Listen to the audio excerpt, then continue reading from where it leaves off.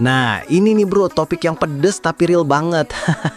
Jadi gini, Windows itu bukan benci sama Linux secara langsung, tapi lebih ke kompetisi bisnis dan ekosistem. Lo bayangin, Linux itu open source, bebas dipakai, bebas diubah, bebas didistribusi. Sementara Windows itu produk komersil, semua dikontrol, dari lisensi sampai update. Jadi kalau semua orang tiba-tiba pindah ke Linux, ya Microsoft bisa kehilangan duit segunung bro. Makanya mereka sebisa mungkin bikin sistem yang nyaman banget biar lo susah pindah. Terus kenapa banyak tech-tuber jarang banget bahas Linux? Jawabannya simple, duit sponsor dan pasar. Mayoritas penonton mereka pakai Windows atau Mac, bukan Linux. Jadi kalau mereka bahas Linux, ya views-nya kecil, sponsor nggak masuk, brand juga nggak peduli. Apalagi Linux kan nggak punya produk resmi buat dipromosin, karena semua distro gratis. Gimana mau dapat sponsor dari sesuatu yang nggak jualan? Lalu kenapa mereka malah nyaranin Mac OS padahal harganya selangit? Karena ya image-nya bro, Mac itu dianggap profesional, clean, classy, apalagi buat kreator konten.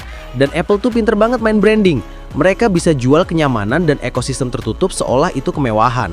Padahal di Linux, lo bisa dapetin stabilitas dan power yang sama, bahkan kadang lebih efisien.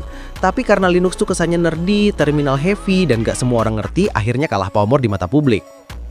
Padahal ya, kalau lo lihat dari sisi teknikal, Linux tuh lebih ringan, lebih aman, lebih customizable, dan jauh lebih bebas. Cuma emang nggak semua orang kuat di fase setup awal yang ribet dikit. Makanya banyak orang malas nyentuh Linux karena mindsetnya aduh ribet, nggak bisa gaming. Padahal sekarang distro kayak Pop OS, Nobara Linux, sama Garuda Linux udah mulus banget buat gaming dan kerjaan harian.